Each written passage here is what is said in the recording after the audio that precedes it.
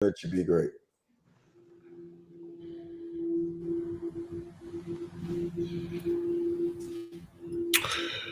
Like we live, baby. We are live. Give us an A selection, Lola. We won't get flagged for that. We definitely won't get flagged for that. We might get put off for that one.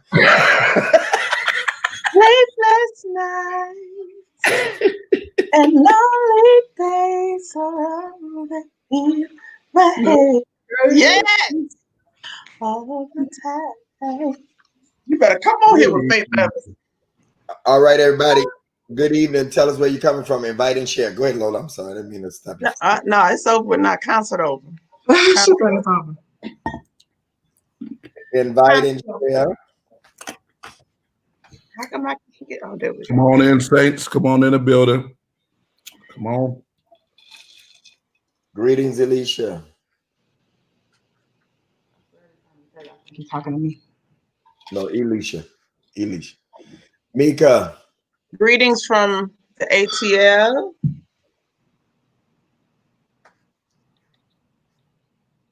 Sylvia, San Antonio. Hey, Jennifer. Hey, Travis. Yeah, Travis from Lansing. Okay. You stay safe up there in Lansing. You know, it's people out here plotting. They're plotting, trying to take mayors. And well, y'all got a crazy state. Oh, they're trying to get a big Gretch. I need people to stand up. Gretchy. I need all the thugs. This was what I don't understand. All the thugs. Let it have been a black lady governor. I would have came up there. All the thuggamuggers, the thuggers. That's so hard. This was what when it's a cause that they need to be fighting for and busting for, they ain't nowhere to be found. But that's a whole nother discussion. We bust at each other, but we won't bust. Okay, never mind. That's real Chicago. Real Chicago. Chi-Town, stand up. South Carolina, Long Beach. How y'all doing? I want y'all tonight. Those of y'all that on Facebook just approved me. Brian Kelly, Doug Tate. Approved me for stars. Antoinette. YOLO. Oh, I see that. I just Diamond. Hey, beautiful. They approved you for stars? Yeah, they. I got some good questions I'm gonna ask tonight. What's happening with the stars? You get money for that? Yeah, people can put stars in it for like money. Yeah, I mean it's like $4 or $5 here and there, but it adds up. Yeah. Oh yeah, it is. I got some good questions for the men tonight. And Anisha, I was on your page. I snatched something off your page today. Come on, sir. The secret that you have for the ladies. Yes, so, yes. That was good. Yes. Chicago, Vernell, what up? That's my people. What up, Trash Dog? Vernell in the building. What up, baby? That's crazy. Share. I need y'all to share. I need about 10 people to invite and share. And y'all can throw them stars in along the way.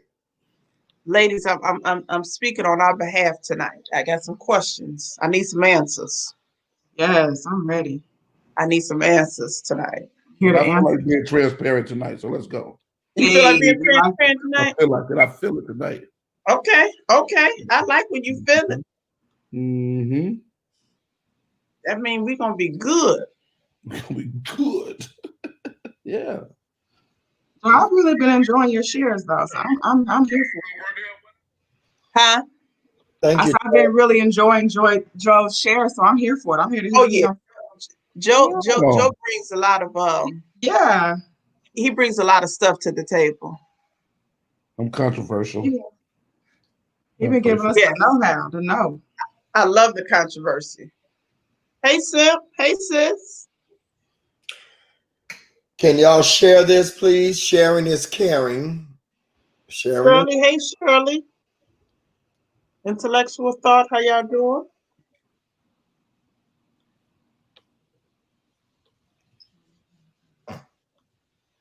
Hey Twin. I get a couple DMs too. You be getting your DMs? They jump in the DM? You probably got more. Tell me I was fine. I didn't know I was fine all this time. You probably got more than a couple now. Don't water it down. You know chocolate is they like that chocolate. It's That's what I hear. Yeah. And I'm a big guy too. He like that. I don't think And I'm it's in getting right we're in getting October. cold. It's cuffing season. They trying to get cuffed now. up. They trying to get warm. They trying to get warm. I'm They here trying for to it. get warm. It is cuffing season. I got hot cocoa for him. I got him. Get the hot cocoa. I'm Okay. here for it. Hot Hey, cocoa, Charles. baby. She said, blessings, men and women of God. Just finished a conference on she motions. Can't wait to hear the divine revelation here. All Oh, right. God. Hi, Princess Key. It Okay. ain't church. It ain't church, Princess Key, but we gonna do something. Need some more of y'all to share, please. Share, share, share. Hello. Hey, Cheryl Blackman, Tri-Stone in the building. What up, baby? There you Let's go. continue our roll call. Let me know where y'all checking in from. There you go. Mika, chocolate bars. Let me know where you checking in Hi, from. Mika.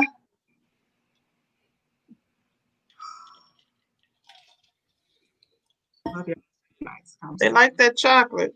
Travis in the DM that. It's Oh, big chocolate. Okay. Okay, big chocolate. Big chocolate. Hey. yeah. And he got a boldness about himself. Women, we You like know, we like that boldness. We like the that, confidence. that We do. edge. We're here for it. We are here for it. When I want something, I'm bold and aggressive. Well, okay, ladies, y'all hear that? Yeah. Y'all hear? He putting it out there. I don't care who you are. I walk right up to you. I walk right up to Beyonce and say, "You got a man?" Yes, you're wrong. Yes, you're wrong. Yes, you're wrong. Yes. What you talking about? You're wrong. You're wrong. Rita. Huh? Yes. I I did Destiny's conference earlier this morning, and this came up, and yeah, you're wrong. You got Oh, wait. Let's start right here. Let's start.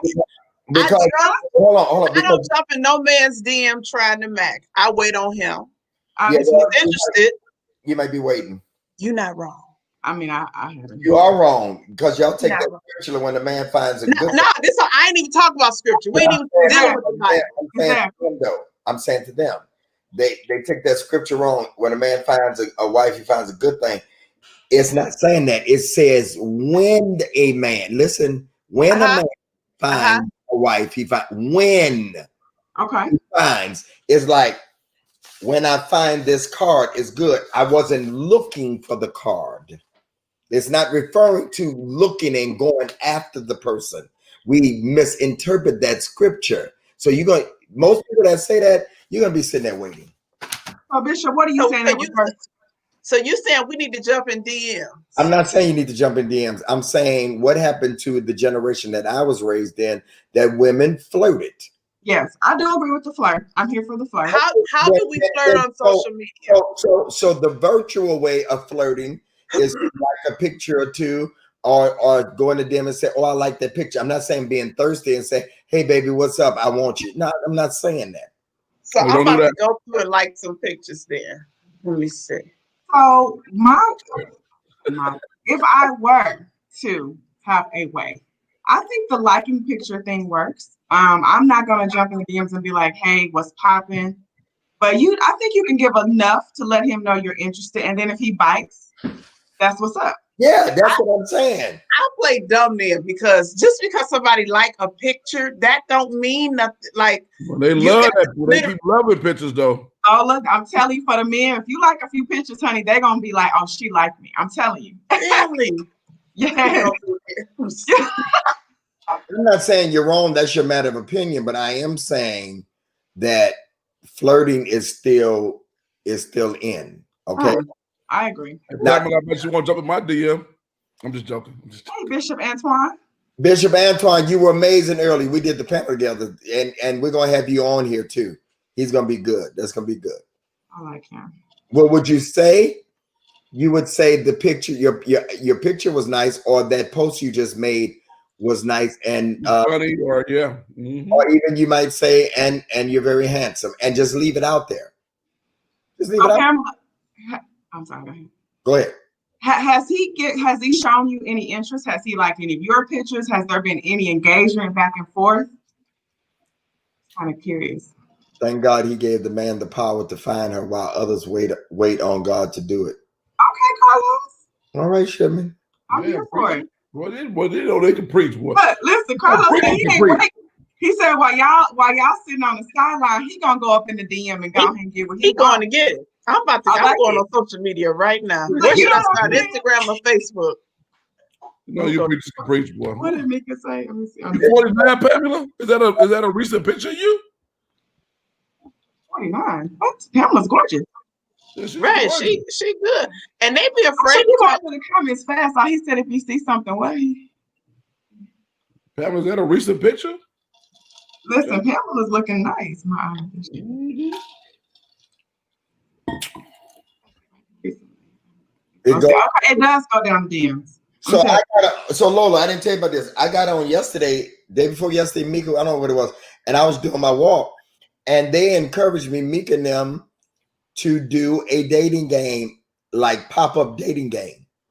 And I had 3 women get on. One of them got a hit in the DM, and I posted it, and they was like, "Bo," they said, "Bishop, you should start doing this."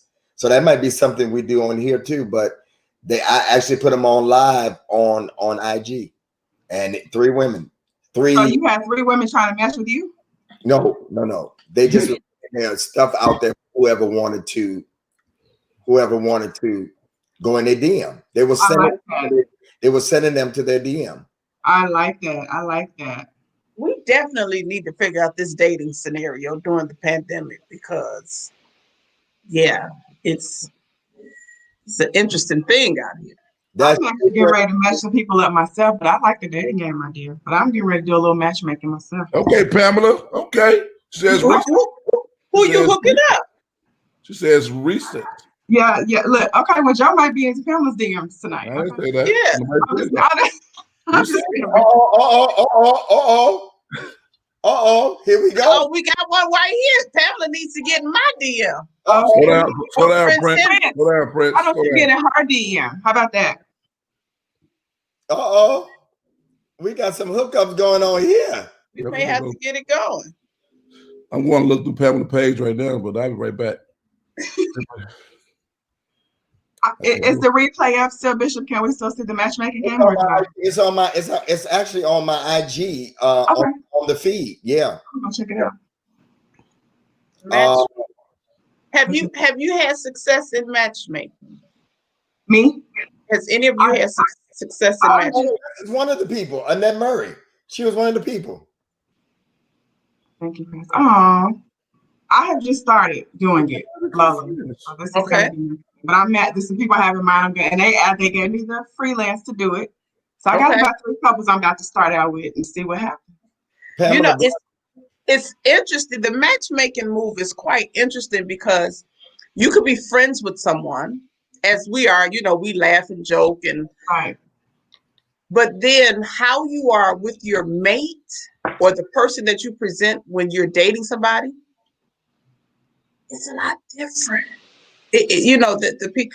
I can recall story time. I'm not even gonna do that. You can know someone, but you really don't know someone until you know them intimately. Mm-hmm. And what I mean by, I'm not talking about physical intimacy. I'm just saying when you get on the inner side of that, of their personal sanctuary, that's when you begin to really see. Because a lot of people, men and women alike, this is not a man thing, this is not a woman thing. A lot of people put on faces for the people so they can have an appearance of who they want to be portrayed as. But then when you get to know them, you be like, wow, she crazy, or he crazy. Something ain't right. Right. Everybody crazy. You think so? Oh, everybody crazy one way or another. I don't care what you say. What's your crazy? Yeah, it's everybody. My personal crazy? Mm-hmm. I present myself, it's gonna sound real crazy. I present myself as an extrovert, but I'm really an introvert. I can get that. I can understand I really am a person who is a severe thinker. Mm-hmm. And sometimes I need to just be by myself and enjoy my stuff. Like I host events, I host parties, I do all this big stuff and all that, but I really rather just be at home watching politics. Yeah. or or whatever. But that's just what I have to do. And people don't understand that when they actually they meet me and then they actually be around me and they be like, man, you're a lot more quiet, or the way I really talk might be a little bit more intelligent or more poetic or whatever the case. And they just be so surprised, like, who is this guy? And I'm like, this is who I am. But they don't understand crazy. a lot of that, and that's not crazy. You're an entertainer. Yeah, that's what I'm saying. So and this is a perfect example using it on the positive side. Who we are when we're public facing is one thing, because we're in position to enlighten, empower, and entertain people. So there's a particular persona that we have to put forth as people gravitate towards us. But when we come home and we're in our private space, we can now let all of our guards down and we can just chill, because we give so much publicly. We give so much, right. When we come home, we just want to be chill. Like, I'm okay being at home. It's the difference between me being Joe Starnes and me being Joe Global. Yes, completely different. There's a disconnect between the two. Yes, I completely get it. I don't think that's weird at all. I think that's natural. I think most of us have a person that we are publicly, especially if you're doing public stuff, and then you have the person that you are. Not that it's a fake or a facade, but there's just different energies required for each, situation. So I don't think that's abnormal at all. Yeah, I agree. I don't act crazy. The rest of y'all crazy. It ain't me then. No, it's not crazy. I'm an extrovert, but I do like introverted moments. Oh, okay. And I think all of us, with the exception of that one right there. Wait a minute, that one right there. Wait a minute. Right there. That one right there. Somewhere. Yeah. Everybody like the Brady's. Everybody yeah. There you go. He is a true introvert, and it gets on my nerves because in these platforms, he got all his mouth and got so much to say. But when you get into his personal time, when you get face to face, he's still the same person, but he's more reserved. Hey, go tell. Right. Joe, you know what I'm talking about. Like, I know exactly what you're talking about. You do it all the time. Like, any other time you'll stand up there and say anything to everybody, but now anything go crazy. Because this is my comfortable space. That camera across the room and TV every day, and this is my comfortable space. After this is over with, I'm a true introvert, extrovert public, introvert private, like for real.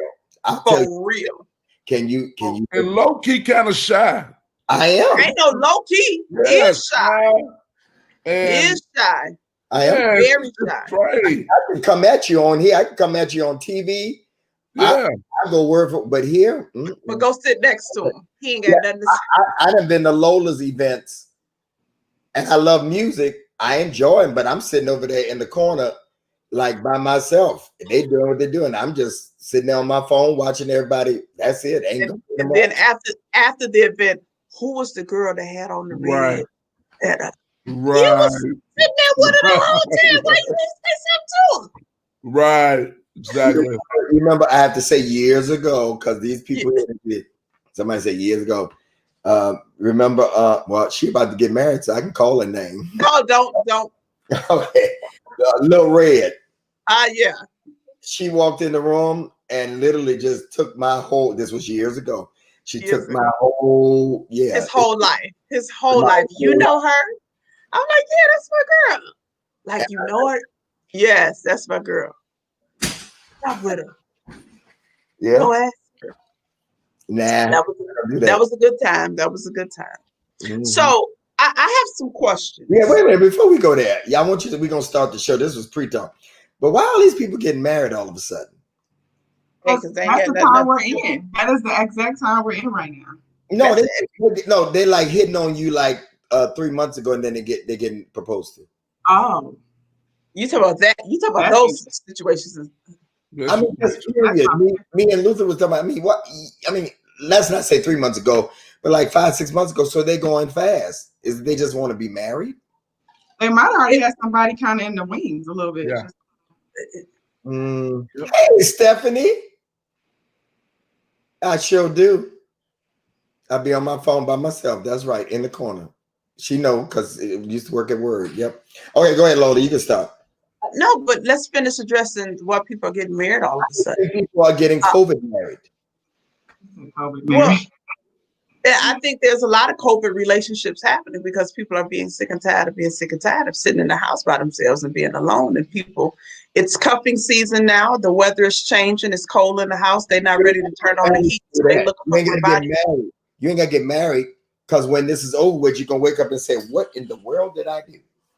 Some people want to be married though. Yeah. Some people that have never been married before, they have an idea and a fallacy of what they think marriage is. And so this is something that they've been wanting to do ever since they were children. So a lot of women. So they finally get the opportunity to get married and they gonna get into it and be like, hey, this ain't nothing like what there's no white picket fence outside. Mhm. There's no glass slippers, there's no fluffy, it's work. Nope. And I'm excited for everybody that's found love. And matter of fact, Anisha's post said this. Let me read this. We'll start. Before y'all say that, read it. But Stephanie has the best picture I have ever seen that actually looks like her. Most people pick that actually looks like her. That's a nice picture. It is. That actually looks like. Go ahead, Lola. Hey, ladies, sisters, come here. Come here. She's such an actress. I have a secret for you about men. You want to know? Men don't marry women they love. They marry women they trust. That's from Anisha. I posted Yeah, I can't take too much away from that. They don't marry women. They don't marry women that they love. They marry women they can trust. And you know who, I'm sorry, you know who argued with me the most? I mean, not arguing back, was women.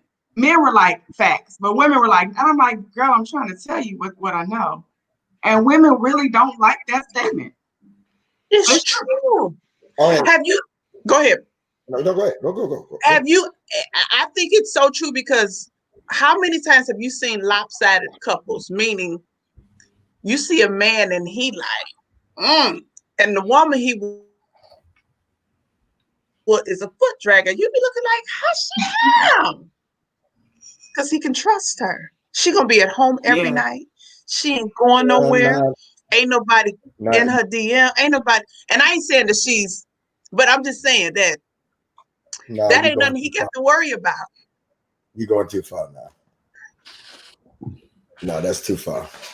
Come on back. I believe I can find one I can trust and look at good too. Now, maybe that's why. Maybe that's why it's taking so long. But I'm not gonna sacrifice looks just for trust. I need to trust you and you look good. So maybe Joe, that's why it's taking so long. Trust is everything. I did a thing. Actually, that's how we got into the dating game. I did a thing about cheating. Let's talk about that trust. I cannot imagine, Joe, knowingly anybody that I date to cheat on me. Yeah. I would be ballistic. I would want to, huh? I said you would be devastated. As strong of a man as I am, and strong as man, I would be freaking. You'd have to get me in the corner. I'd be balled up, and I know that that's horrible to say because we want y'all to forgive us. But I'm not a cheater. That's why. Yeah, I'm not a cheater. So I would be freaking. And I was married to somebody for 20 years. I knew where she was at all, literally. Now I'm not saying. Here's what I believe, Joe, and you can tell me if y'all agree. I believe given the right opportunity, anybody will cheat. Oh yeah. Oh yeah. No. What do you mean no. by right opportunity? No. Let me just jump in right here because I have to stop you in your tracks. When you are focused, I'm gonna just speak to the Gemini in both of us. When we are focused, read that post. Whoa. She's right. Bishop, The anointing of marriage is definitely close. The anointing for marriage is all over you. 6 months. Let's go. Run, Bishop, run. Run, I believe that. I really do. Princess, too, I believe that. I'm in agreement. I believe that. I do. I told you something like that not too long ago, Bishop. Lola's still running. That's a Still fool. She's still running. Run, She's Lola, still run. running. That's so done. Run, Lola. She's still running. Y'all are hilarious. She is still running. I would marry Bishop off because I know the wedding gonna be beautiful. The food gonna be delicious. It's gonna be good music. You gonna have a wedding because I need to have it. No, I've never had. No, when you done did it a couple times, like, come on, meet You me. can't deny the next person because you've already had some. You know, meet me in the living room at 3:00. Come on. No. Oh, We God. still have a bachelor party, so it is what it is. That's all I'm gonna say. Back to what. So anyway, Okay. All right. I condemn that statement because when we are locked in and we are focused, there's nothing nobody can do that can shift and move us off our focus, but the person that we're focused on. The issue is the inability to communicate. Men and women cheat for two different reasons. That's why women get so upset when men cheat. They be like, and I'm not putting this in my book about cheating. Women get so upset. It was like, you slept with her. And I was like, yeah, I got caught. I did sleep with her. But you love her. No, I don't love her. But you text her good morning, beautiful every day. Yeah, but I was saying it to get to what I want to get to. So you love her. No, you told her you love her. I was lying. Because we only say what we got to say or do what we got to do to get to where we got to go or what we want to get done for the most part. A man could be completely in love with his wife. This is going to sound real crazy. And still have the propensity to have outside relations with somebody else just because of something not being fed in his spirit or in his soul. Women cheat for different reasons. Women are not really, it's not about you being Idris Elba, but there's a guy that's sitting in the cubicle next to you that brings you coffee every day. He don't even ask you for much. He just bring you coffee, say good morning, beautiful, and it slowly chips at certain things. And when your husband don't meet certain requirements, then the guy that bring you the coffee every day start bringing you lunch twice a week. And then it becomes a thing. And environmental cheating is the easiest way to make a woman that's not used to cheating cheat. Because y'all cheat not because it's this, it's because it's comfort. And it's like you become comfortable with a person. That's why, hey, talk about you got a work husband. I'm gonna fight that nigga like a dog because that means you comfortable with him, and there's something that y'all probably building, even if you don't think you are. You know, So you're just saying we cheat differently. We cheat No. emotionally, and you all cheat physically. We cheat physically, yeah, for the most part. Right opportunity, somebody that's not giving you what you're getting at home, lacking at home, the guy that you just described at the cubicle that's giving you attention, saying, "Oh, Lola, I love that color of your hair." Yeah. Oh, Lola. And your husband didn't notice it. And your husband didn't even notice that you changed your color. Yeah. Oh, that blouse is nice, Anisha. Just on and on and on and on. Eventually, you're gonna be like, Joe, hey, want to give it a go? Let's make a clarification. You can only cheat if you're married. And what is the definite? When are you able to cheat? When is cheating? Let me tell you something. I'm gonna say this. Let me take this one. You single till you married. I don't care who you are, how many babies you got by that nigga. I don't care how long y'all live together in that 2-bedroom apartment. I don't care if y'all co-sign each other cars. I don't care about none of that. If you're not married, you're single. And if you single get as a dollar bill. Single as a dollar bill. And if I shoot my shot because you're not married, that dude should have married you. Now what's up? Right. That's on him. It's his fault. I know friends of mine when they go up to Lola and say, "Hey Lola, can we talk?" Lola say, "I got a man." They'll say, "I ain't trying to talk to him." Right. You talking hypothetical in a while ago. 'Cause, Does Lola have a man? No. Lola's single as a dollar bill. Yeah. Okay, go crazy then. No, but, Let me, but let if me you, ask you this, Joe. Since huh? I agree, I do agree that you are single until you're married.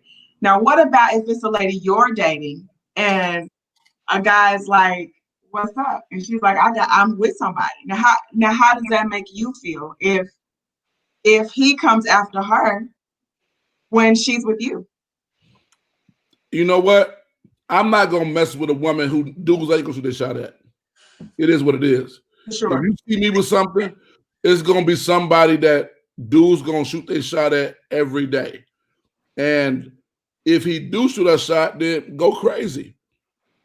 And if she goes, that's what she do. They don't have anything to do with me. Anybody that goes that's with you, they never were with you. Right, Gotcha. right, Absolutely. right. They And would if, never.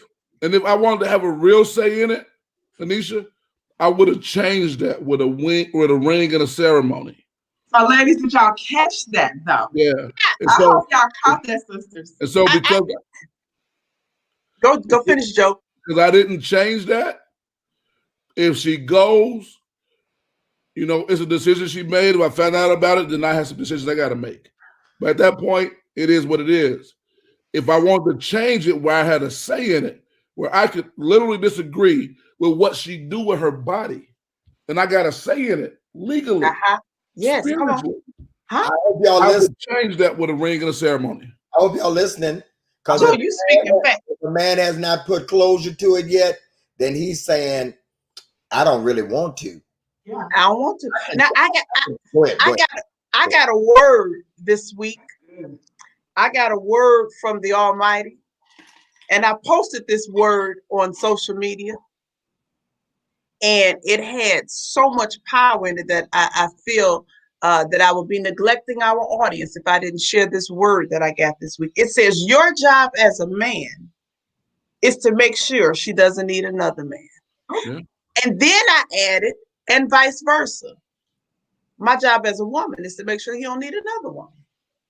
If we don't keep up our end of the bargain, then if they go out looking and straying, I sent them out there. I used to always tell my youngins, never allow your man to leave home hungry, because if he leave hungry, he gonna go eat. He gonna eat. He gonna eat. And if you let him leave home with a loaded gun, he might shoot the club up. Yeah, that's all I'm gonna say. That's all I'm gonna say. That's all I'm gonna say. Yeah, I'm just gonna tell you. You know what I'm saying? You got to learn how to unload a gun, and it's your job to find new and special and creative ways to make sure they go. Because the problem is, we only make mistakes. We only murder our relationships when our holster is full with bullets. Our mind change. It shifts. This is real talk, ladies. Y'all gotta really feel me. Please. I walk out the house and you didn't did that cartwheel thing I like. I look at the world differently. The colors are different. Food tastes different. Everything is different. After she's done the cartwheel, Or if you leave and the cartwheel wasn't done. I'm just getting clear. Say it again. When do you look at the world different and the food tastes different? When your gun is full or when it's empty? Both. Okay. Both. So you got to control what colors I see and what I taste by how it works, because that's how we work. The 5 Love Languages, one of my favorite books, said that they were clinical psychologists. It said that the reason that men mostly cheat or look for reasons to cheat is that we usually make bad decisions when we got a chemical buildup. The book literally says That's that. fair. The book literally says that. When there's a chemical buildup in our, that's how Bill Clinton cheated on his wife. He's a busy man. He just was looking for convenience. He could have had any woman in the world. He picked the little white chubby girl that was an intern in the office. It's because that was environmental. She was close when the chemicals were built up. And so we got to be careful with who's around your man and what you're doing when them cartwheels ain't right. Get them cartwheels together, ladies. Cartwheels. Lola, Joe, do a cartwheel. Hold on. You know what? Oh God. We didn't see it, Lola. We didn't see it. I did it. Cheating. I want to add. Hold on. Cheating is wrong no matter what. It is wrong. But don't miss the point that we're making. Cheating is the end result of stuff that has been going on or lack thereof Yeah. of doing your business. Some people just hoes. Okay, they're gonna cheat no matter what. No matter what. Yeah. I'm Because they're chemically imbalanced at all times. Let's just Yeah, at go all there. time. we're not talking about greedy people. Cheating is a choice, but Life is a choice. y'all missing the point. There is a reason why people cheat, and y'all missing that point of what we're saying. That you got to make sure that you take care of business with the one that you're with. Yeah, Okay? you cannot.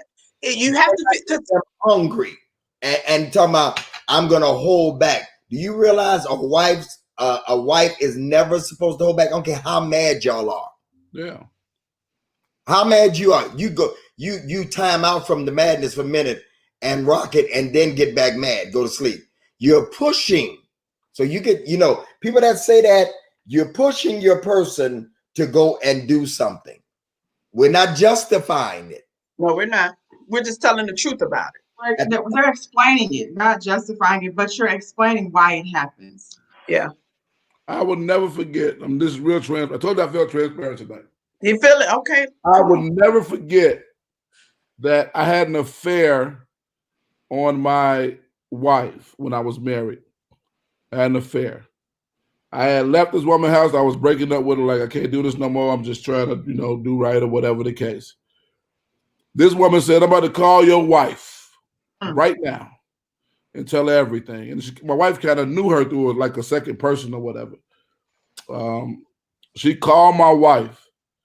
My wife, if she didn't put bleach on, this is when alligators was popular. I was watching Bishop been wearing back in the day, and I bought me a bunch of alligator shoes and a bunch of Steve Harvey suits. And I don't know, Bishop ain't never worn on Steve Harvey, but I'm just saying what I was wearing. And she cut my suits up and bleached my shoes and put paint on them and did all that stuff. And I went to a hotel for that night. I came home the next day, and she wasn't saying nothing. She was quiet. And I was nervous whether I can lay in my bed or not, because I was literally caught up. The lady told everything. Like, they talked for an hour. It was all out. And I laid in my bed and I nodded off. I woke up with her standing over me. Oh. With no clothes on.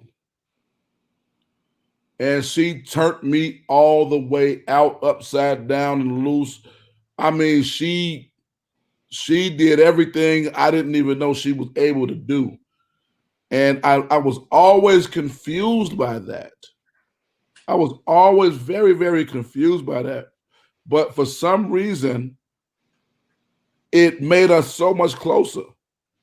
I don't know what happened, but, all this angry stuff, like Bishop said, if it's over, it's over. Cheating wasn't her final straw to break up the marriage or whatever the case. But I promise you, boy, she did cartwheels, one hand cartwheels, no hand cartwheels, upside down cartwheels, sideways cartwheels. But I mean, it was the most amazing thing I've ever experienced. That's real stuff. Yeah, I hope she on here because we friends on Facebook. She might even see this. I almost feel like I'm living tomorrow right now, the way you describe it. Doc. Let me say this though, I almost texted her and said, "Hey, big head." Shoot, she still got it in her. It's been a long time. I think it sounds as if she did an assessment, because if you've ever been in a situation where your man has cheated or stepped out, it's two emotions women have when it comes to cheating. And Anisha, stand with me if you agree. If you see the woman that he's cheating with, and she's a foot drag, a boot mouth, horse-looking trash tramp, then you piss. Like, I can't believe he gonna cheat on me with that. Like, what? We get pissed. We irate about it. Let me tell you what happened, Lola. The woman was. The woman was unattractive, not less attractive than my wife. Yeah, so your wife. But let me finish. Okay, go ahead. If she's beautiful, if she's Nicole Murphy, Halle Berry, Janet Jackson, Beyonce, whatever your fancy is, if she's beautiful, then we looking like, dang, I need to get it together. Like, ugh. And then we get to thinking about what does she have that I don't have? What is she doing that I didn't do? What is it? And so now we begin to assess our own behavior. Like, what, you know what? I've been holding out. I need to let him know that I'm I'm an Olympic gymnast. Olympic. I get it in. Gold and she may have been holding that in because she may not have wanted you to look at her differently. No. We was married for a long time at that point. I didn't see all the moves. You know what I'm saying? I taught her a couple. She taught me a couple. You know what I'm saying? We went on one of them sites and found a couple. But this is it. Now, Lola, the woman was less attractive than my wife. What was it then? And my wife said, let's have a conversation. Tell me why you mess with that girl. Yeah. I said, because I get dressed up in these $600 suits every day. And you look at me and you be like, bye. But when she sees me, she was so attracted to me. Lola, this is real stuff. I didn't know I could even do this. She was so attracted to me, this other woman, that she couldn't stare at me too long. Mm-hmm. It'll make her, she get chills and just do this whole thing. It drove her crazy. And then she would cook for me every single day. And then she would just fawn over me, how fine I am, how good I look, and on and on and on. She fed your ego. Yeah. Hey, if you're not feeding your man ego, somebody else is. Let me tell you something. This is the real thing. We not used to it. I said on one of Luther lives. Me and Luther did a live together. We did a bunch of them. And I told him, I said, women, I can't say this word. I got to figure out a new word to say it. Y'all been dodging D's daily since y'all was 14. No, I don't want that D. No, get away from my guy. Stop saying to me. No. Y'all been dodging men and dodging advances forever. We have not. And so when you get a woman that really is on you and pursuing you, it feeds something when you didn't initiate it. It feeds something inside of you that make you want to be interested, because it's hard for us to turn people down. Now you coming at me and telling me how fine I am and how you dreamed about me and all this other kind of stuff and it's hard for me to say no to that. So you saying y'all easy? In some cases we are. I mean, but it just depends on the person. Because I turn down more women than guys that get their whole life. This is because of what I do for a living in my personal experience of life. And so I'm good at saying no and all, and that's okay, and making up fake girlfriends. I got a woman. I've been doing that forever. I'm amazing at it. But a lot of us just ain't used to that. And so when a woman comes at you hard and she fine, or she got something going on, or she says something amazing, I wish we could do one after dark one time. We could just talk free, and say stuff to you. Women have a propensity. Some of them got like great discernment, intuition to know what you're missing at home. Yeah, they do. They able to tell you. I had a woman say something so freaky to me one time that I literally thought about it while I was driving home, and I pulled over on the expressway, turned on my blinkers, and just laid my seat back and was like, I cannot touch this woman. I mean, what she said sounds so amazing, but I can't do it. I talk myself out of it. But they know how to know they know what you're missing. And that's why you have to take care of home and not putting the responsibility on just on the woman, but as both play, you got to take care of home. Yeah. And stop complaining about and take it like Joe's ex did. That's the move you make. And again, like Lola said, you have to evaluate, is this worth me fighting for? That's how you don't fight with your mouth. No. Well,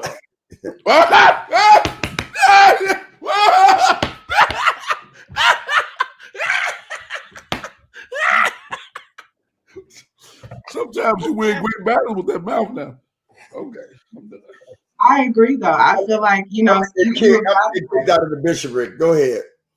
you evaluate if it's worth sticking around for, and and I tell people, if you've been in a situation where there's been cheating and you decide to stay, whatever the whatever y'all reconcile, whatever y'all decide, once y'all have the conversation and you make a decision, you can't keep bringing it up over and over. Right. Now, will you have moments where you feel insecure, or you might want to have a conversation about what you're feeling? I believe that that's fine. But to constantly throw it up in his face and throw it up in her face, you decided to stay. So therefore, you can't just keep going back and forth with the conversation. So what's the next steps to healing? But if you decide not to stay, then you do it how you decide to. But I really get frustrated with women who stay in relationships where there's cheating and they're always arguing about it, fighting about it, angry about it. You need to let it go. I had a conversation earlier today. A friend of mine, we were out and we were just talking about a lot of different things, and we began to feel sorry for a friend of ours. And then I said, well, you know what? I'm sorry. I got to throw in the towel. I don't feel sorry anymore. I said, because after so many acts of betrayal, and you stay, it's no longer the person's fault that's betraying you. Yeah, it's your fault. Yeah.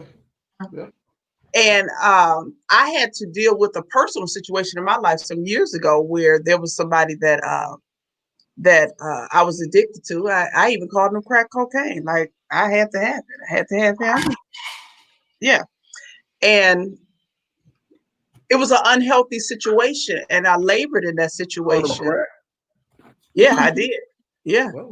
There's some things in life you've been addicted to. We ain't gonna sit up here. We're gonna tell the truth, or we're gonna shame the devil and lie. What we gonna do? I want to fab a hookah right now, but I can't do it while Bishop's right there. But go ahead. But there was someone in my past that just had my number. And then I used to get so angry at them, but then I had to check myself, and I'm like, they're only doing what you've allowed him the space to do. Right. Because you the one to continue. Because he gonna always be there. He ain't gonna never leave. Yeah. If you keep going back, he gonna always be there waiting for you. Yeah.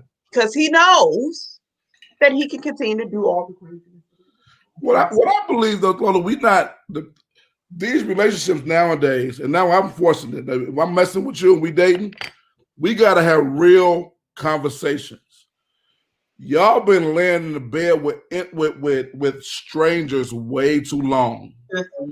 And y'all don't want to have the real conversations even when they're uncomfortable for you. Yeah. And so now we got to shift this thing and start having real conversations, because it'll save your marriage. It'll save your lineage. It'll save your name. But if you have real conversations, and you got to have them hard, because people change. And we don't understand change. All we know is love. Love. But who I was 3 years ago, I'm a totally different guy right now. And I might have liked legs back then, but right now I'm into breast, or I'm into teeth, or I'm into this. And so things change. And those are physical attributes, but spiritually we change. Logistically we change. And one of the problems I had with my ex-wife is that we met when I was 19, but when I got 30, she said, you're changing. I said, I'm not 19 no more, and I'm not poor no more. And so, things change. And so when you can't shift and change with the change, then you get lost in it. And so every once in a while, once a month, once every 2 months, that's what vacations are for you to reassess where you are, lay out on the table, so that we could address and be able to love you in a space that you're in at that particular time. But then again, we can't marry for love. Love is a Western society thing. Yes. We did that. We changed that when it got here. But ain't no other place in the world where the origins of people are concerned where it's based off love. Love is a chemical in your body that shifts and changes every 5 seconds. You can't trust love. Love is not the precipice. Being in love with somebody don't mean, because you could marry somebody because you love them, and we've seen it happen. A year later, they hate each other. They're enemies. They're fighting. They're trying to figure out how to hurt each other. So love is not the best place or the structure for you to base off love. Off marriage. Marriage is you finding somebody with good blood, with a good bloodline that you can build with, because God understood that if he put two people in the same place long enough, they're going to love each other anyway. And so if we just did this, oh, I got to be so in love. No, it's not what marriage is about. I'd rather marry somebody I like a lot than somebody I'm heads over heels in love with, because it can change at the drop of a dime for me. I mean, I believe that with anybody. I mean, love is a feeling. Love somebody and still not like them. So I think likability, compatibility, purpose is, to me, in my opinion, is the most important thing. Love is going to come. I believe we can love anything. We can love a dog, we can love a cat, we can love anything. If that's the case, we definitely can grow to love someone that we are in compatibility, purpose with, and it can turn into love. But I think people who lead with love, the relationship is probably going to be more challenged. Yeah. And love is so flexible. It's so undefined. And so when I look at love, people say they love me. If God is the definition of what love is, I need to feel God in this. I need to feel his presence or his ambiance, his aura in this. Other than that, it ain't love. And I said this last time, Bishop, you gotta be careful. Sometimes you just love how a person make you feel about you and how they help you camouflage your inner issues and how they make you feel better about things that you haven't really fixed in life. Come on. And how they help you medicate and numb those pains that has been unaddressed and unanswered in your life. So you got to be careful with just saying, I love this person. Yeah, you got to really assess that. And you also got you have to also be able to return the love, because there's a lot of people out here seeking love and have a strong desire for love, but they don't know how to return that emotion because they've grown up in an emotional bankrupt circumstance or situation where they're longing for an emotion and a feeling. But love should be a two-way street now. But true love, Lola, doesn't require reciprocity. True love. It doesn't require it, but when you get into situations and circumstances that becomes one-sided, where you like, how would you like if you was with a woman that you gave to and you adored and you showered with love and affection and you was there for, and she never returned that back to you? How was that going to be? I've been there. And you're not there anymore. No. Because it wasn't returned.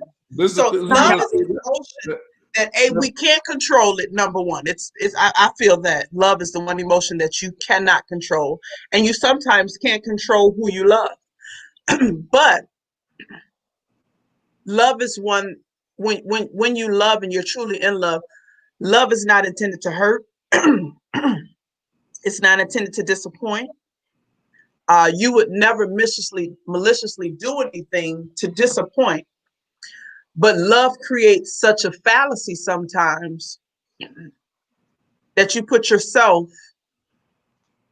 in a bad situation because you see the world through these rosy glasses, or you see something that really don't even exist because you have the love, but the other person,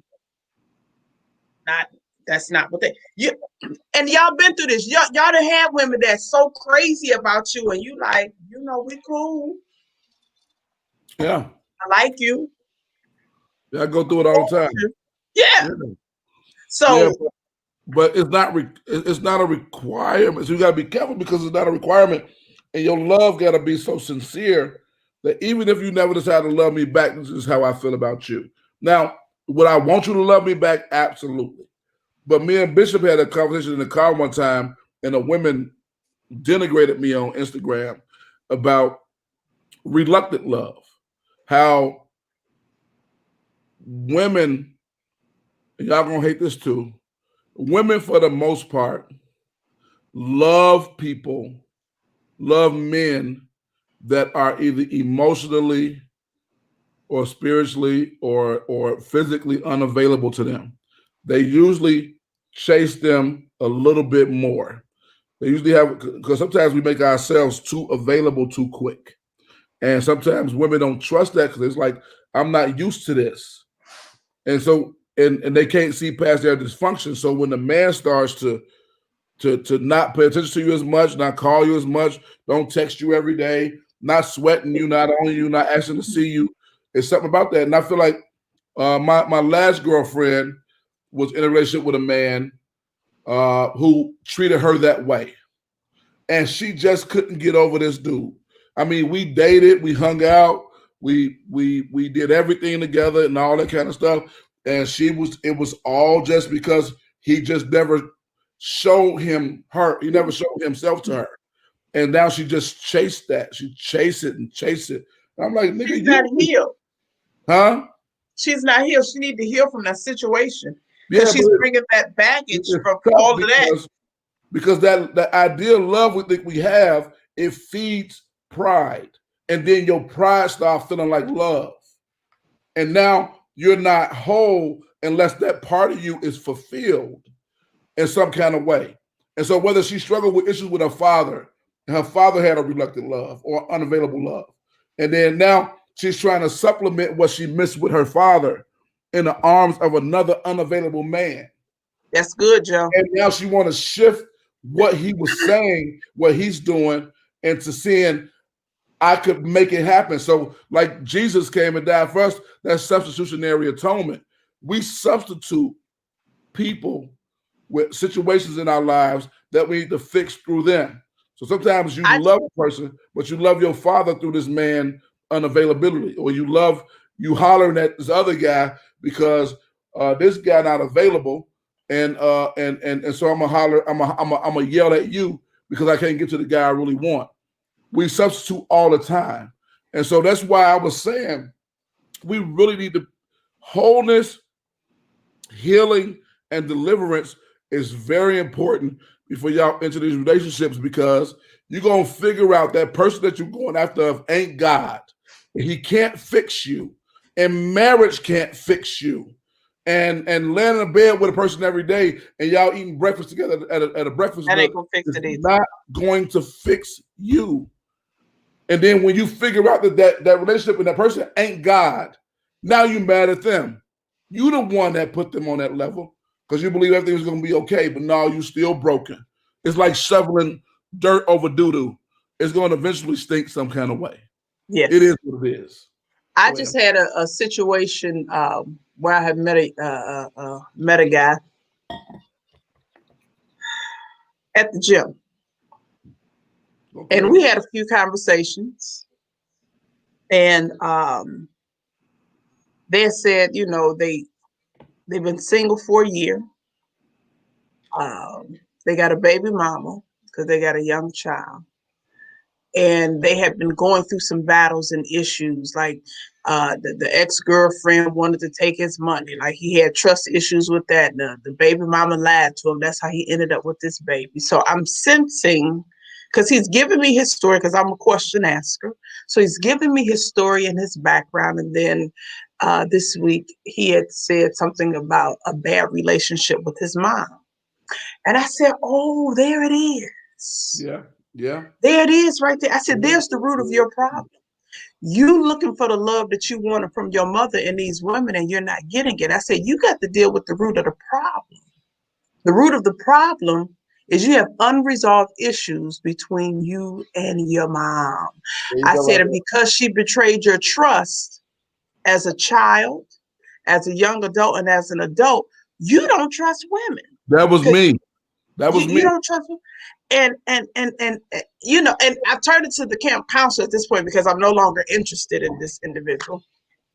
But I'm like, you got some, and I need to charge him for all the counseling I've been giving him. But I'm like, you got some real deep-seated issues. You desire a woman and you want to move on, but you haven't dealt, because as I listen to you, the pain of these broken situations are ever so fresh in your heart, in your mind, and you're not past it. And until you get past it, you will never, I said, because ain't no woman gonna sit up here and deal with the stuff you're talking about.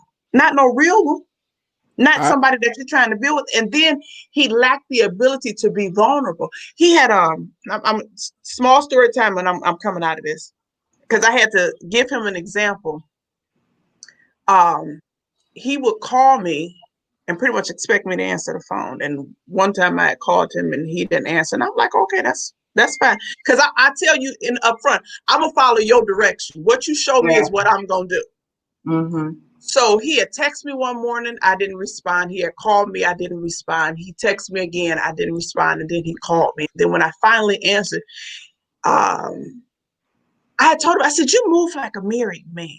Your movements, I watch everything, and your patterns are like your movement is a little shaky to me. I said, I'm telling you now, I'm losing interest. I said, but I'm having this conversation with you because I'm trying to show growth. Because in the past, I would have deleted your number and just never talked to you again. I said, but I'm trying to grow as a person and be a little bit more patient. Because he was like, you wasn't gonna answer my phone, you wasn't gonna call me, and I'm like, I need you to bring all that because I said, because the way you move, and he says, I'm single and I don't have any obligations and da da da, and I said, you know what, you are so right. I said, you are right. I said, but when you dial my phone, then you want me to answer because you was all questioning me as to. I said, because remember, I'm single too, and I don't have to answer your call. Right. I answer your call when I feel like it. I return your text when I feel like it. If I don't feel like it, I don't have to. Because again, I'm following your path. I said, so how did that make you feel? Because I was trying to show him something. I said, so when you're trying to build something with somebody else, the same expectation that you set for them, you have to be able to live by it. If you can't live by it, don't set the expectation for somebody else. I said, and this don't have nothing to do with me. As you try to go out here and date women, you have to allow yourself to be in a place of vulnerability where I say, because you feel like you got a hedge of protection around you, which is fine, but you have to deal with your pains from yesterday. Because if you don't deal with the pain from yesterday, you're bringing that baggage that's going to be too heavy for her to carry and handle. But some people, because I did this for the longest, and you know Oscar Hayes. You remember Oscar Hayes? He showed me that I had a tendency, Anisha, of suppressing my feelings. Yes. And it means just not deal with them. I could go through life. I'm the master suppressor. And the bottom line of it is, for those that do that, it's not healthy. Oscar said to me that we were doing a radio show one day, and he said to me, the issue with that is that it will come out in other places. Always, yeah. It'll come out in other places. Yeah. We'll take it out on people that don't deserve. Don't deserve it. You will make people pay your suppression invoice that didn't even do it. And so the danger in suppressing feelings. There are a lot of people that are watching me under the sound of my voice today that suppress feelings. Yeah. And you won't deal with them. They're not going to go away. They will come out. And this is the reason why we are dysfunctional. Yeah. We are toxic. Yes, sir. In relationships. Yeah. Because we do not deal with, yes, Stephanie. Yes, he said it right. Yes, there are boys, men that have mommy issues. Yeah. There are. I had to deal with my mother. The best thing her and my father did was get me to my grandparents. But I had to deal with the things that I saw up until I was 9 years old. My mother was married to a man by the name of Sam Moore. Joe, you will know who this is. Sam Moore is Sam of Sam and Dave. Oh, okay. Oh no, I'm coming. I'm a soul man. All the blues brothers. Yeah. I used to, and he's still living, so I'm not gonna say but so much. But they were common law for 7 years. I had to watch him then get on drugs, shoot up. Those are the days of heroin. Yeah. And my mother do coke, and they would just both be out. And I'm a young man, and then he started going downhill. She had to go to the call. She was a call girl, had to sell her body. I'd be at home at night, sleeping on the couch, and he's shooting up. I didn't deal with that stuff. Yeah. Yeah. I didn't deal with that stuff. I didn't deal with. And so then I was fascinated. Here's a confession. I was fascinated by prostitutes. I was fascinated by that because I never dealt with that. Dealt with that issue, yeah. That was your image of a woman, yeah. That was my image of a woman until a little lady about 4 feet something, my grandmother. You know what I'm saying? But that was my image of a woman. And so let me tell you something. If you don't deal with those images and that suppression, you will never be in a relationship. And if you do, you will always take out what's on the inside of you that you never ever detox from. You got to empty yourself. It's a thing in Bible. It's the word kenosis. You got to empty yourself. That's why when you join cults and stuff, they get all that stuff out of you. They empty you. And we just walk around with all this baggage. We talk about baggage, but we think that's baggage from all other relationships. All your baggage is not life, right? not from other relationships. And so you're this unhealthy. Oh, y'all ain't giving no comments right now. Y'all must be listening. Yeah, you're walking around with all this unhealthiness, and then you're wondering why you can't be in. It's not always. Me and Lola joke on this. No, it's not you. It's me. But sometimes it really is us. Yeah. Come on. No. Sometimes it really is us. No, that's not a thing of saying I'm just not interested. Sometimes it is us. Yeah. That cash up in them stars is at the bottom. Y'all pushing right now because I'm giving free advice. Y'all can try to get this free advice once I go get my little certification. I'm gonna get my certification. But you gotta get this stuff out of you and be healthy.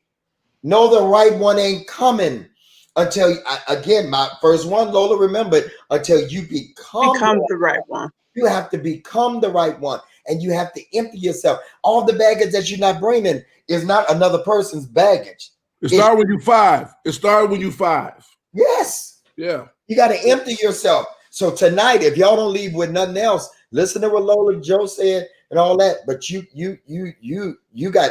So we got all that stuff. So Anisha, how do we deal with this stuff? How do you deal with it? We touching the symptoms. Yeah. But go ahead, Anisha. Yeah, so there's a book called Finding the Love That You Want or Desire, one or the other, Finding the Love That You Desire. And the book talks about pretty much there is no person who goes into relationships in the beginning and don't try to recreate what they grew up in. So in essence, all of us, when we get in relationships, we are looking for something to heal whatever was unfinished in our childhood. Yeah. So this is why we recreate and we find ourselves in modeling situations that look like where we came from.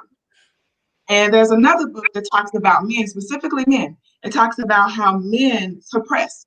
So men are that's actually that's how you're designed in order to survive. You suppress because you have to keep moving on. You got to keep providing. You got to keep working. You don't have time to deal. But at the same time, as you're not dealing, you're not healing. And so I did an activity with my masterclass where I had them write a letter. I said, think of, and y'all can do this that are watching. I said, think of the last person or persons you were in relationship with. If when you thought of that person, a negative emotion came up, there is some place in you where that person has imprinted and it still resonates because relationships imprint on us. And so if that is there's still a negative something, I told the people, I said, write that person a letter. I said, write them a letter and thank them for every experience that they ever gave you, good or bad. Because even if it was bad, you learned something. You had a tool that you can take to another relationship. I said, when you write them a letter and you thank them for whatever you want, or even if it was something bad, but you thank them. Once you thank them, then you release them. You release them to whatever's next for them. And when you release them, you release yourself. Because as long as you have any emotions tied to them, and this is a scientific study done by Carolyn Leaf, when we have any negative emotions attached to people, when they think something about us, we feel it. That's a scientific study. So that's how not even sexual soul ties, but soul ties in general work. So it's really a matter of us doing the process of releasing ourselves from our parents, from our exes, from our boyfriends, whatever, just allowing ourselves the process of releasing. And I'm telling you, such a powerful assignment. People came back very emotional because they didn't realize, because like Bishop said, whether you say these words or not, whether you write those words or not, you're living them out. Right. Because they're still inside of you. So it's best to release it rather than letting it live in you and you keep drawing to yourself more of what you don't want. And the last thing I'll add there is there's a scripture in Genesis 22, and it talks about, the whole finding wife and all of that. And the Bible says that when it says, this is why a man leaves his father and mother is marriage. This is why. This is why. And what the Lord was showing me there is until a man gets to a place of the why, he's still imprinted on by his past. Does that make sense? Yeah. Mm-hmm. So until it gets to that why, that imprinting is still there. So it really is work. When we talk about the right one coming, it really is work for us to do that process of making sure that we have healed and that we've released all of those ties. Yeah. I mean, but it's tough though, because what we do so well, and Bishop just completely blew my mind with that story, man. It makes me wonder why we just connect so well, is because we got like a similar story. We could suppress and pack stuff down so good. Y'all know how to pack away stuff. Y'all get that vacuum bag thing, and y'all could put away more stuff and all that. We do that better than anybody with the issues that we struggle with.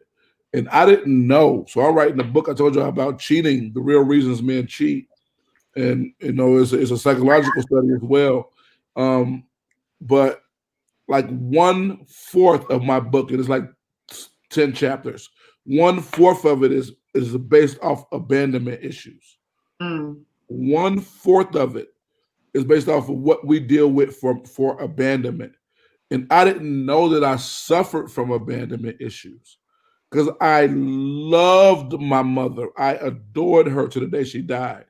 When she was a crackhead on the street, and one day I was walking home from school with all my friends, and it was a construction site, and they were selling the metals that the construction site didn't use. And I saw my mother climbing in a dumpster to get metal scraps to go sell for drugs. And I was embarrassed in front of my friends. I still adored her. But because of her addiction, for the most part, in my childhood, I missed out on a normal mother in the most possible possible way. Like, she just was not there in a lot of spaces I needed her to be there. So now when I get older, I'm trying to show that I'm lovable by messing with multiple women. And I'm climbing in the bed with them, and I'm making love, and I'm talking sweet to them, and I'm being nice and kind and doing all this other stuff that I do. But this is the problem. Now, when they start loving me, now I resent them. Because how do you love me if my mama didn't love me? And how do you keep showing up at my house when my mama missed my 8th grade graduation? And how are you feeding me and bringing me food and cooking for me when my mother wasn't there, and I had to go and carry groceries at the store to go buy myself 3 packs of ramen noodles to eat for the day? And so now I got, and so it don't happen once. It happened 100 times. And so now I got a trail of women that I mistreated because they love me when I shouldn't have been lovable because my mother didn't love me. And so now you the fool. So now you stupid. Man, this chick loved me. Can you believe that? Because I didn't feel lovable. And so now I have a trail of people and experiences and stuff that I did that I didn't, that was not right, because I was trying to supplement or trying to substitute those things that I missed with my mother. And so abandonment is big, and even paternal and fatherly abandonment. Yeah. Because my father died when I was 4. I don't care. He died. I don't care that his circumstances, it wasn't his choice, but all I know is that he wasn't here for me. And so now my masculinity is confused because my masculinity is tied to my father. That's why stepfathers, it's hard for another man to raise another man's son, because a son's masculinity is wrapped up inside of his father to validate it, for me to experience it, to show it. And now my father died when I was 4. My mother's on drugs. Oh, nigga, I'm a melting pot of dysfunctionality. And you put that behind a nice personality and an intelligent overview, and sometimes a nice smile and a well-dressed man with a clean cut. And this is what you get. And now you're dealing with all my issues. And so what Bishop said, we got to find the most creative, most spiritual, beautiful way to empty ourselves before we enter something else, because all we're going to do is destroy. Bishop said that the issue will come out another way. The other part of that is the issue going to come out at the wrong time. Yeah. It's going to expose yourself. And like David sabotaged himself with the Lord, we're going to sabotage ourselves in our relationship. The Bible says that God told David, he told Nathan to tell David that if you had not did this thing, I would have given you such and such. There's a blessing that God couldn't even explain. There's a word, Bishop, he said such and such. It don't even make sense for God to have a word that don't explain anything. And so the wealth of your marriage, the wealth of your relationship, if you don't sabotage it, there's an undefined blessing that you could have in that marriage if you don't sabotage yourself, because you don't have yourself. Empty yourself. Bishop, you need to do a whole series on empty yourself, man. You need to figure that out. Yeah, and tonight, give y'all some homework. You may not have nobody to talk to, but you need to on your notes on your phone, or just write yourself. This is what you're feeling. It's a cleansing. It's a way of dealing with it. Until you face yourself, truly face yourself, you're not able to face nobody else. Not truly face nobody else. That's why we can't talk to one another. We don't talk to one another. We talk at one another, and we only deal with the surface. Go ahead, Lola. We because it's getting heavy. This is, but the heaviness of this plays out in a lot of different ways, because men and women look at relationships completely different. And there's a different requirement and need for women and men in relationships. And so I found this on social media. It says, so let me get this straight. Wait, Lola. Right before you answer the question, let me say this to y'all too. Now I'm gonna be the bishop right here. The Lord is not gonna do what you're not willing to start on. No. Oh wow. Good. Come on. Oh sir. Well, sir. So I see these comments, about the Lord. No, this has to do with you. The Lord starts with, I believe in that old saying, you make one step here, make two. I believe in that. That it's not in the Bible. But I believe he works with what we give him. So don't put it on the Lord that I'm gonna just leave it. No, you're gonna have to. You can't be lazy through this part. You got The Bible says faith without works is dead. So have your faith. Right. But Yeah, where's you gotta work. Where's your part? You gotta work Why through do this. you show God that you're ready? Yeah. Yeah. Go ahead, Lola. So a lot of what we've talked about is behaviors and baggage that we bring into relationships, because men and women have a different set of expectations concerning relationships. So this post says, so let me get this straight. Y'all want a woman to go to work, come home, cook, clean, Pretty much. No. tend to the kids, pay half the bills, and y'all go to work and then just come home and that's it?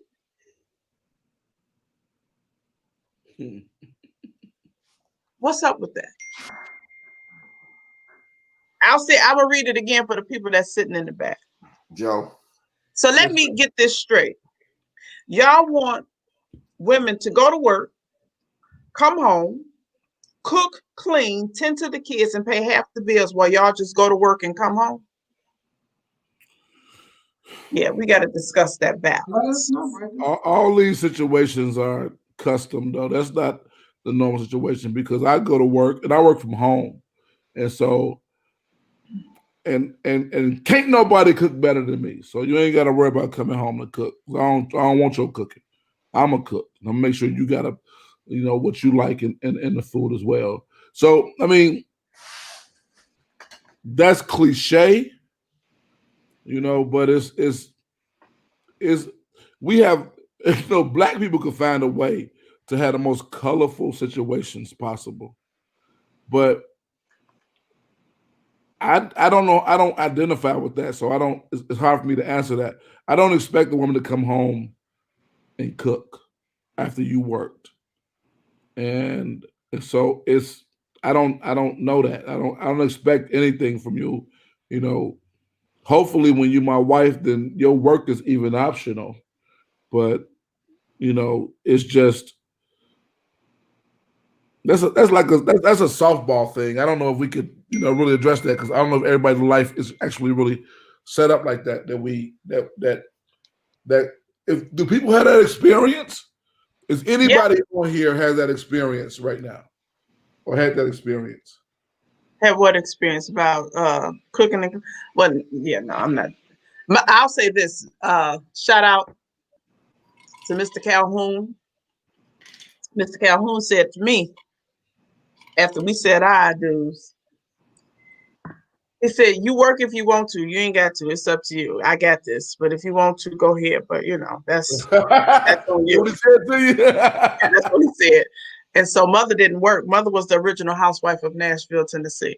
Praise She God. didn't work. But she got tired of sitting in the house. Oh yeah. That was me. Because she's a contributor. She's a go-getter. She's educated and she can go get a good paying salary job. So all the shopping and traveling and stuff that I was doing on that one income, it just didn't make sense. I said, now if I go and put my money in the pot, man, we're doing something amazing. Nice. What else we can do? Because we already good, but we can do some amazing things. So I decided to go to work and be a contributor. But I never paid a bill in that house. He took care of me. He took complete care of me. He was, so, but when I was a housewife, I will say this, and this is what people don't know about me, is that I really can't cook. And that come from being a housewife. If he went out and made the bread and brought it home, he didn't have to come home and try to figure out what he was going to be eating for the night. He didn't have to come home to a nasty dirt. Oh, no. Mother cooked and cleaned and made sure that the house was prepared, that when her king came home, he wanted for nothing.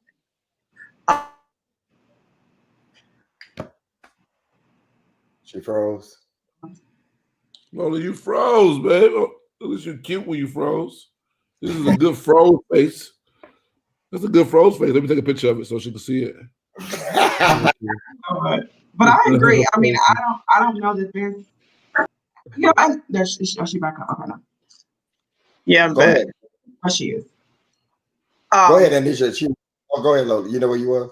Yeah, I'm gonna finish. So the flip side to that pendulum, when we did divorce and the divorce decree say when you sell the house, she get 50-50, she get half of the proceeds. And when that time came, I said, you don't give me 50% of what? I never put $1 into that house, not on the bill, not on the house, not anything. That's all you, man. You earn that, you deserve that. That's you. So I think part of my singleness in this present moment in present time is that my benchmark for a man is an unfair benchmark, because I look at my father and I look at my ex-husband and I'm like, I can't go less than them two. Like, what I look like? Visuals are very important. Yeah, and I don't think that's unfair. I mean, I think that you lived what you lived and you experienced what you experienced. My ex-husband took care of everything as well. I worked when I wanted to. We had children, so I stayed home. But I did work. I wrote books. I did other stuff. I wasn't comfortable just being a housewife. I mean, I did it, but I did other stuff. So that's your ask. And I don't think that it's unfair for you to want what you've had and even better.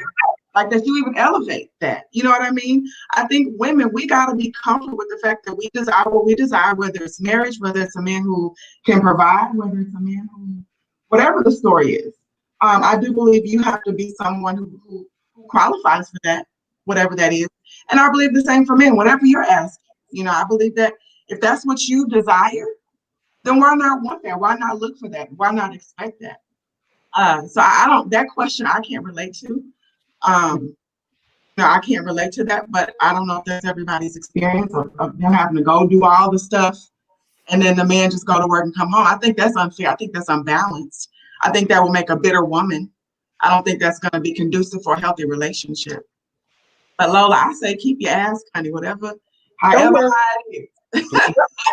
Don't worry, I'll sit on this couch by myself for 10 years. Okay. Before I lower my standards. So let me deal with the question head on. I mean, I've learned how to cook more through this COVID thing, but now I'm tired of it because I don't like washing dishes. So I'm back to square one. I mean, I cooked some wonderful meals during this time. And but if I marry somebody again, then you know all these prophecies 6 months. Okay. Yeah. That means you're gonna meet him this weekend. Listen, the way y'all got his fingers out there, so I'm about to have. Alicia, why are you so sure? I just feel like it's coming for you. Okay. Yeah. Anyway, I've said that before, though. I don't know if it's 6 months, but I feel like it's coming. okay. So I don't care about them cooking. I don't care about them cleaning. They have to be clean though. They have to be able to maintain it. I think though, because I want a boss like me, I wouldn't expect her to go and be boss and have to come in and do all that. We can have a housekeeper. We can have somebody to cook. I don't care. They can do either one. Now watch this. But at the same time, you can't come here telling me I don't want nobody to clean the house or cook, and you don't want to do it. Because you know some women, huh? She just can't be cute. She can clean and cook, but she can't be cute. Now, let me say this. Now, the old mothers at the church can cook for you, but them young heifers at the church, you can't bring nothing in this house. Don't bring that one. Leave it at the gate. One piece of macaroni and cheese. No. One of the people that cook for me, I have two people that cook for me. I've known them all their lives, all my life. Sister Terry, who is probably my age. Sister Terry's probably maybe a little younger. Took care of my grandfather, cooked for him. Alicia is like family. Alicia is younger, but Alicia has a man, but Alicia is like a daughter for real. So I'm very cognizant of the fact of what goes in my stomach. Now, let me say this, and this is advice to men. Men, I want you to listen to your woman. When she tell you that heifer can't cook for you, when she puts it out there that heifer don't bring nothing in this house from that heifer right there, it's because the gut in your shanana has read her energy and her intentions ain't right. And she trying to reach you through your stomach. So when your woman say that heifer, just say, okay, babe. Oh yeah, let me say this. That's what you lack as a man. Yeah. That's when the scripture comes in, and we've talked about this, Anisha. We talked about this too long. That's when the scripture comes in and we leave it out. He that finds a wife finds a good thing and obtains favor. Yeah. The favor portion is the woman. You know I'm not on full 8 cylinders. No matter how successful I look, let me make a confession for all the men. And Joe, I don't even have to look at you to know that you're going to agree with me on this, because I know you, that you do better when you have a partner. Mm-hmm. Because a woman can say what Lola just said. That heifer over there ain't no good. Or that brother over there, don't deal with him. I'm telling you something about him. Now you can be egotistical and be macho man and all that stuff, and you're gonna miss it, because at the end of the day, when they tell you that, you better believe them, because there is something that God, although Eve didn't use hers, is something that God puts in a woman to be able to see for us. and to tell whether a person is not right. So I have no problem. But again, as long as we got the money, she ain't got to do all that. I think it's unfair for a woman to have a career and work all day long and then have to come home and do all that. I do. I think it's unfair. It's Yeah. yeah. When it I just think that the scales need to be balanced. Everybody has to provide order within their own household. She can't, because people think a housewife's job is easy. Well, she don't work. Well, maintaining the house is work, especially if you have children. Oh God, that becomes the stress of maintaining balance in the house. Order, and you're maintaining your man as well. I Yeah, mean, yeah. typically when a woman, even if she's not a stay-at-home wife, she's still managing the affairs of her husband, especially if he's a businessman, he's busy, whatever he's doing, that becomes a part of her world as well to help manage and make sure everything is well, it flows cohesively. And I believe if a woman is working and a man is working, they both can contribute to whatever the house needs, to flow well. Yeah, that's why you gotta be. Is why you gotta agree on something. That's why agreement has to happen. We don't have conversations. For some reason, our optimism kicks in, and we believe everything is going to fall into place. An argument is a conversation that should have been had that wasn't had, Yep. and so that's why it's important for you to have that sit down, turn off the phone, turn off the TV, put the kids to bed, and let's just talk, not argue. If you married, this is for married people only, because single people shouldn't be making love. But if you married, the best time to have a conversation is after you make love and you land in that bed in the dark. And that's the best time for you to talk about those things that y'all agree on and what y'all should do. And Now, it's why do you say that that's the best time, Joe? Go ahead and expound. and it sticks because it sticks, Lola. That's why it's the best time. Is it because it sticks for men? Is that what you're saying? It sticks for all of us. Even if the man, this is the problem which y'all don't understand about Real me. sticky situation, Joe. It's a sticky situation. And somebody got to get up and go get the towel. But what I'm saying is this. I promise you I'm going to get a call from the Presiding Bishop. Me too, Bishop. Me too. Let me block Bishop Morton right now. That ain't the Presiding Bishop, it's Walker. Oh, shoot. Let me block him too then. I got two bitches I got to answer to. But yeah, it's sticky, but it sticks. And so when men talk in a situation like that, and Bishop would agree with this, not only are we talking to you, but we're talking to ourselves. And we're listening to what we're saying. And it sticks with us. Because the one thing we don't want to do, especially in a vulnerable situation, is say something that we'll risk our integrity for. And we'll take that pride and we'll die to keep our word when we speak in a situation like that. And so those are the times that you have those conversations. Y'all want to have deep conversations and talk about real issues when it's an argument and you want to bring it up then. I don't hear you. I don't trust what you're saying when we're fighting. But if you do it while we're in a good place and you're submitting to me and you land on my chest and I'm talking to you and you're receiving what I'm saying and I'm giving you information, it ain't just for you to get it. It's for me to get it. It's for the atmosphere to get it, where the whole house is on an agreement to this one situation, to this one thing that we decided that we're going to do. That's That's one of your most vulnerable times too, though.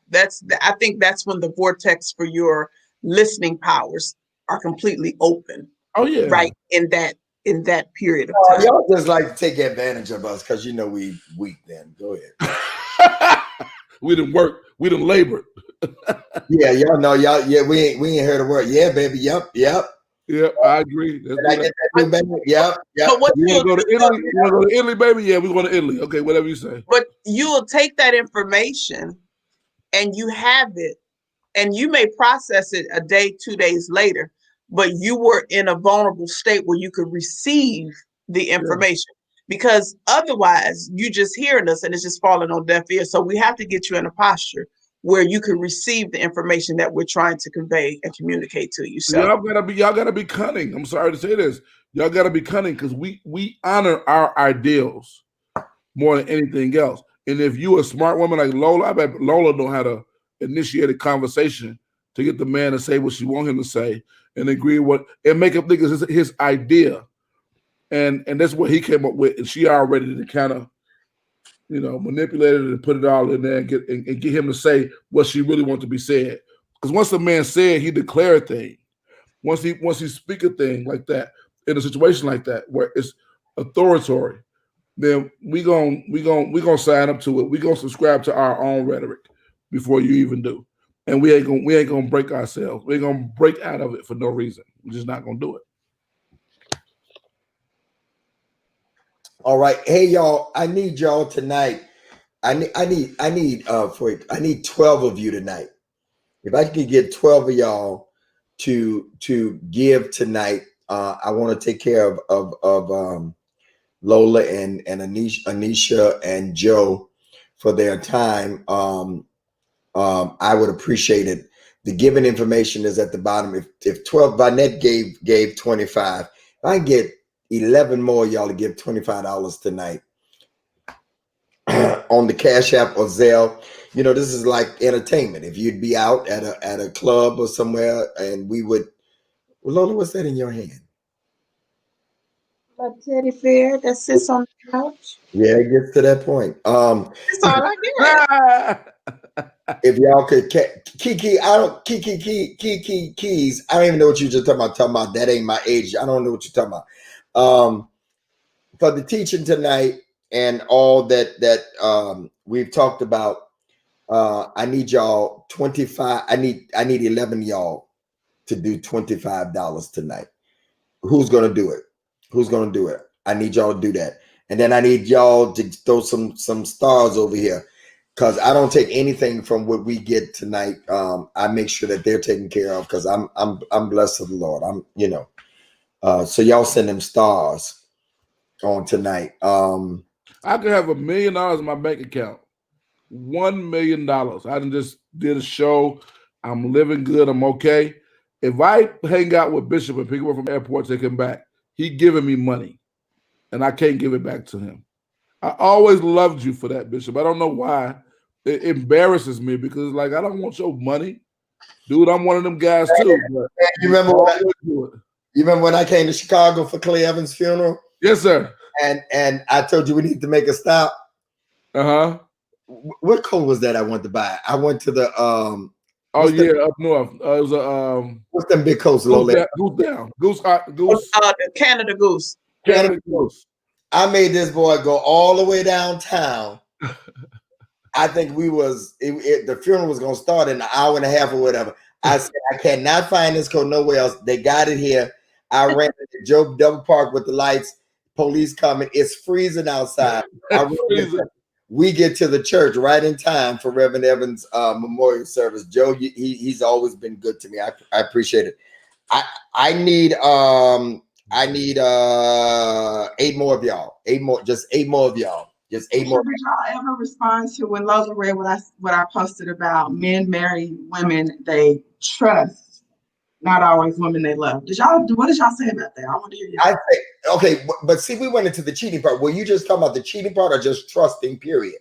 I was just saying that men marry women they trust more than they would someone they love. We went into the cheating aspect. So for me and who I am, I have to know, we talk about this on the message. I have to know that I can trust you, and I have to be able to say things to you, because who else am I going to talk to? Right now I got Lola, I got Micah, I got my daughters, Marlinda, and different ones that I could say. I trust Joe, but in women, I even feel like I can trust Anisha. We've shared, and I've never heard. We can't feel like we're talking to somebody that is a faucet. He just told me this and not. No, because your girl knows somebody that knows somebody. And I may not say all the time who I am, but I know I'm Bishop Gregory Michael Davis Sr. and I have influence. So I have to be able to be in a relationship with my friend that I'm not worried about you sharing within that. So the trust is definitely bigger than the love, because I can fall in love with you if I can trust you. Yeah. Yeah. Oh, yeah. Hold on. What say you, Joe? What say you? No. Bishop just talked so good right there. There is a thing that we have. We're doing do Zelle, sweetheart. And Zelle is gregdavis@gmail.com. If you ain't have that, listen, y'all need to give and sow where y'all blessed at. If this conversation blessed y'all, God will reward y'all for sowing into this particular thing. Now, this ain't no conventional ministry. We not doing no praise and worship, 3 points and a joke, but this is for y'all to be helped. And it's not about money, because I promise you, I think all four of us is doing okay. But you need to sow. You need to sow where you're blessed at. And if something blessed you, I'll put the PayPal up. Go ahead, Joe. She says she has PayPal, so let me find it. something bless you, go ahead and do that. But Bishop talked good. Now that trust is more important than anything, because I can't love you if I don't trust you. We are generally non-trusting people. That's why we sign contracts and don't have a lot of covenants, because contracts is based on mistrust. Yeah. I don't trust you to do what you say you was gonna do, and you don't trust me, but we're gonna put on this paper. And if it don't happen, then we're liable for suit. We don't have a bunch of covenants, because covenant is all trust. So no, trust is way more important than love. Like Bishop said, I can't even begin to love you, put myself in that vulnerable position until I can trust my heart in your hands. And if I can't trust my heart in your hands, you have, Bishop, how many emails do you have? 90. That's the giving information. I understand, but you got a lot of emails. Oh, I have like 8 or 9 emails. I have emails from when AOL started. I have my whole name on AOL, Bishop Greg Davis. Now, you know that had to be in the beginning. That's a long time, man. Yeah, but I still use it. All my emails, people use for one thing or another. There's the PayPal information. It amazes me when we go to talk about giving, people start falling off. You like the information, just like church. Just like church. Walk out. I Think do of 1, 2, 3, 4, 5, 6. I need 6 more y'all to do that. 6 more y'all.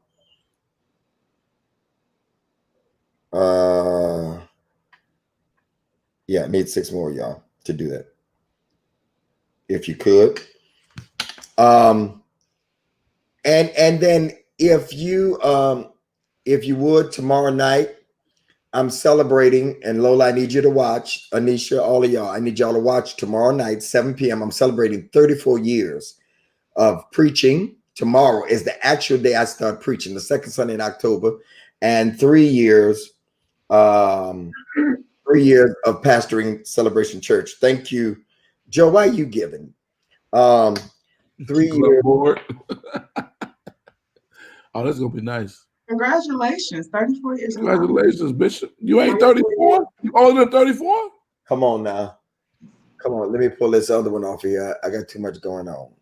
We got Jamal, Bishop Jamal preaching. That's awesome. What time is it going to be, Sean? Wait a minute. Hold on. I'm trying to take this other thing off so y'all can see. It's 7 p.m. It's virtual. Our time, so 6 p.m. my time. Jamal gonna talk about all my money. Is it going to be on this page right here? It's going to be on Bishop Greg Davis. It's going to be on Celebration Church of Detroit. There you go. It's going to be on Celebration Church of Detroit, and it'll be on Bishop Greg Davis also. But it's going to be on YouTube, Celebration Detroit. It's going to be on my Periscope, and it'll be on Facebook, Celebration of Detroit, and it'll be on my Facebook. It will not be on When the Right One Comes, but it's at 7 p.m. tomorrow night. And they did a drive through today for me, and they surprised me. It was amazing. So it's been a great time. So let me get my $37 seed together, because I know they're gonna add the 3 with the 34. It's gonna be a $37 seed. Let me get that together right now. Lola, send me $37 so I can get a Bishop tomorrow. Thank y'all. Y'all tune in tomorrow night. You don't. I mean, if you don't have nothing to give, I just want to see y'all on there. All of the people, Mika, Kiki, all of y'all on tomorrow night. Lola, hold on. Let me see. Let me see what I need here. 1, 2, 3, 4, 5, 6, 7, 8, 9, 10. I need 2 more. Thank y'all tonight for your presence and your participation on tonight. That's what our pastor say, for your presence and your participation.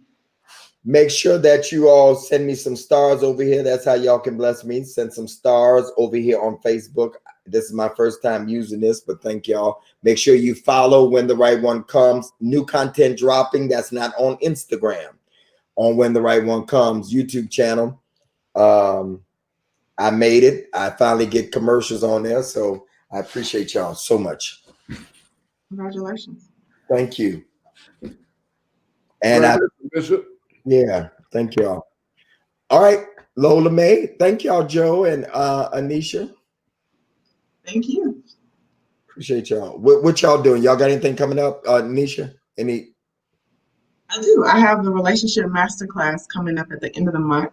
The last Wednesday and Thursday, I believe. So we actually got a few people who watched here and joined the masterclass last month. So That makes it worth it. That's awesome. That's good. reach out to me if you're interested. Got some good stuff over there. All right, Joe. What you got going on? Nothing that they gonna benefit from. I got me some jerk oxtails on the way through Uber Eats. So that's what I got coming up. With cabbage. Please support that. Y'all make sure y'all tune in. And Chicago, you get oxtails from Uber Eats. Huh? Chicago's the only place you can get oxtails from Uber Eats. Oxtails, jerk oxtails too. Slow cooked 18 hours. I can't wait for them to come. But yeah, let's tune in tomorrow, y'all. Let's check out Bishop Jamal Bryan. I know he's gonna bring a crazy word. Yeah. So let's be a part of that tomorrow. That's what I got coming up. I'm gonna be online watching my bishop celebrate 34 years of preaching ministry and 3 years of pastoralship, even though he's been a pastor 100 times. But you know, absolutely, I was about to say, church. Right. And this, everybody, make sure you vote, please. Oh my God, vote.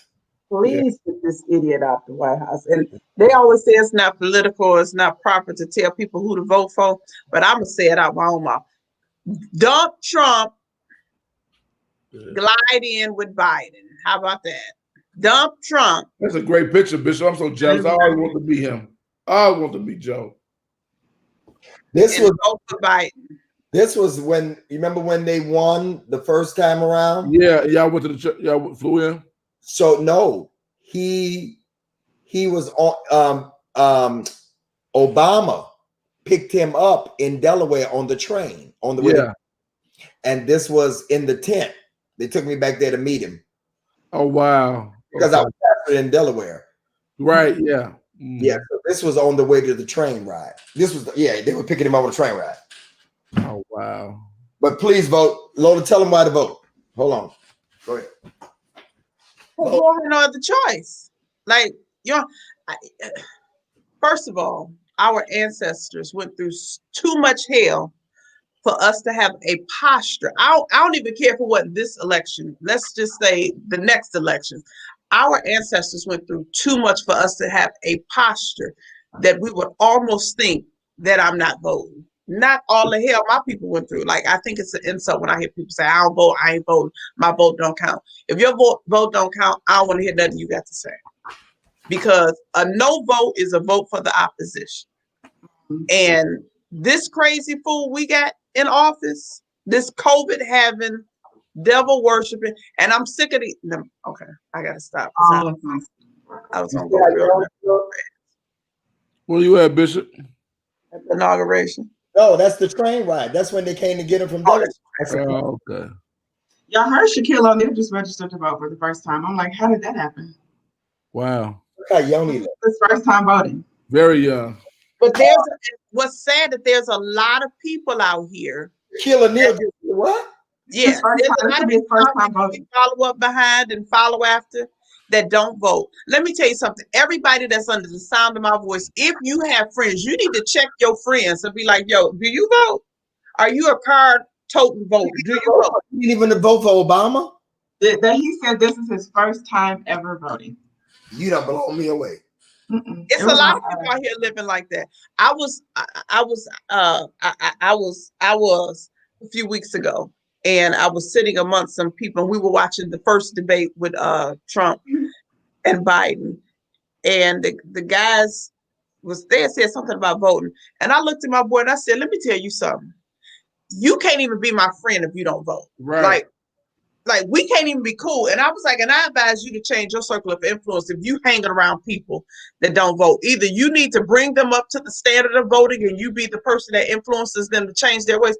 But how can two walk unless they agree? I say that every time. And I'm not trying to look down on anybody that don't vote. I'm not trying to put anybody down that don't vote.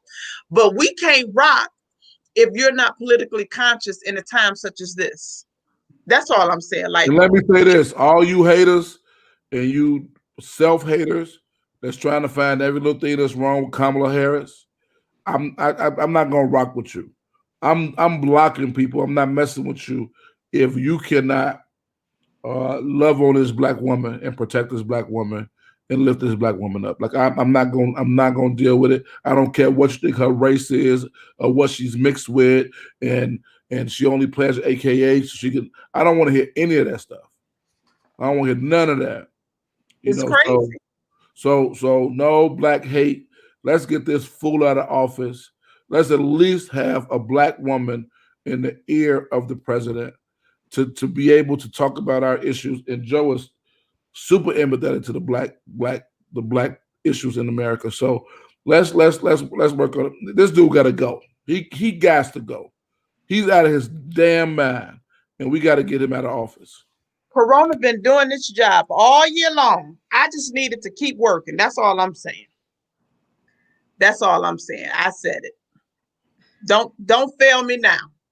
Anywho, so thank y'all for watching. Thank y'all for tuning in. But I didn't get fired up about this voting because it upsets me when I see Blackens out here not voting.